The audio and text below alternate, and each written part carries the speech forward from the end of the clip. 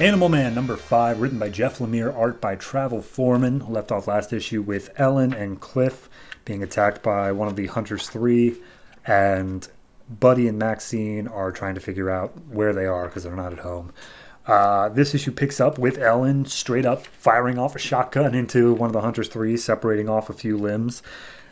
He, of course, immediately faces her and tries to come after her. But first we cut to Animal Man, who's flying with Socks and Maxine to find the pair of them.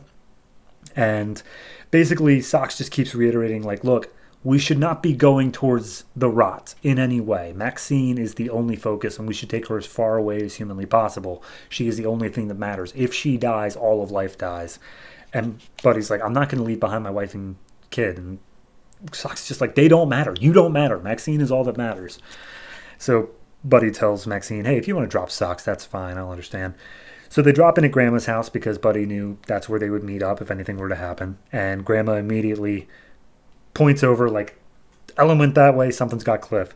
So Buddy gets down on all fours, starts sprinting after. Socks tries to stop him and is like, hey, you shouldn't be going. And he just roars for Socks to back off. Cut back to Ellen. The hunter has got some tentacles all up on her face, and Cliff manages to get a hold of the shotgun and blows the hunter's head off. Doesn't, of course, last very long, but it is enough to get Ellen free. And as the hunter turns towards Cliff, Buddy comes in and delivers just a punch straight down onto its head. Starts trying to beat it up, but as it's occupying it, at the very least, Buddy tells Cliff and Ellen just to run, take Maxine, and get as far away as they can. So it's a bit of a wrestling match, but of course the Rot wins out over Buddy. And he's like, hey, I'm going to show you what the Rot looks like, okay? That cool? Here's what we're going to do. So then we cut back to Ellen and Cliff. They arrive, they get Maxine, and they're like, all right, we got to go. We got to go now.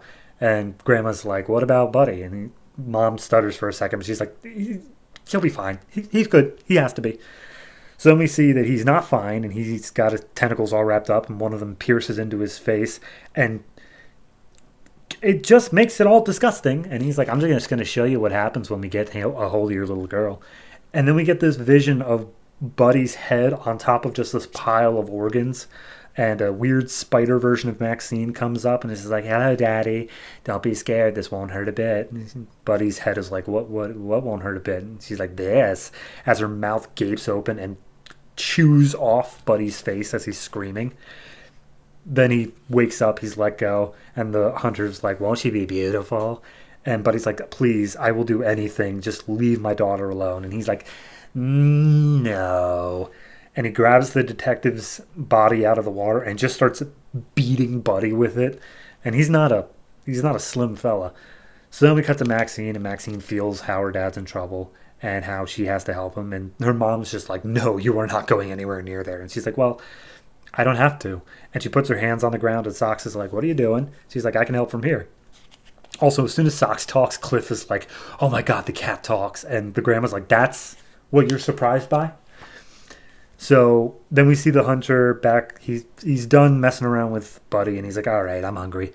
Gonna eat you now. And at that, he feels a disconnection with the red. He can't use his animal powers right now, but he immediately feels all of life rushing towards them, and all of like the woodland critters of owls and foxes and raccoons and bears all come in and start just devouring this hunter. And the hunter just starts laughing because he's like, what, do you not understand what you've done? Now the rot can spread through the red. We've already won. So he's completely devoured. And then all of the creatures just pause, and then they look over to Buddy, and they start hissing and roaring and whatever and start chasing him down. Maxine immediately understands what happened, that she was tricked, and how the rot is now in the red. Buddy manages to make his way back over to them.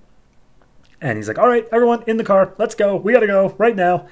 And Ellen's like, well, we're not all going to fit in the car. So Grandma pulls out her RV, and she's like, all right, keys are in the ignition. Everyone in, let's go. So they hop in the RV. They start driving away. Everyone's just like really shaken. Maxine's upset that she caused this to happen. Grandma's upset that they're leaving behind the family dog. And Socks is like, well, we can't ever go back, and we can't ever stop. So And Buddy's like, I think we can outrun a few wild animals. And he's like, you don't understand. This is going to be a plague. This is going to spread to every creature in the red, and nothing can stop it. No matter where we go, they're going to follow. And we see as they're driving down the road, Spot got infected. That was its own little sequence. But as they're going down the road with all of these animals in tow, Sock says that the only thing that can save them is Swamp Thing, thus officially crossing it over with the Swamp Thing book, as I have been mentioning for the past 4 weeks now. Or 4 months, I should say. So this was great. This was a fantastic issue. It's marked as the final part of the hunt, so I guess this is technically the end of the arc known as the hunt. There is one more issue in here, but I think it's kind of just filler. I like it. I really like this arc as a whole. I've always been singing the praise of Animal Land. The art is fantastic. The characters, very well defined.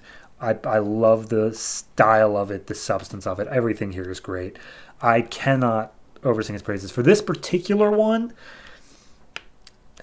while it is a major development of the Rot being in the red and now they're on the run instead of playing, they weren't exactly playing offensively, but they were playing, at least, they weren't all backed into a corner. Now they're backed into a corner, and it feels very different in the tone of they always have to be looking over their shoulder. So no, overall, I'm going to give this one a 7.5. I think it's very well done. I just think that it's not big as a conclusion of an arc, because this is more of a saga thing going on. This is going to be multiple arcs all linked together. So this feels more like end of Act 1 sort of territory, and I like it. I really, really do. So Animal Man, definitely check it out if you haven't. At least this whole trade, I can highly suggest that.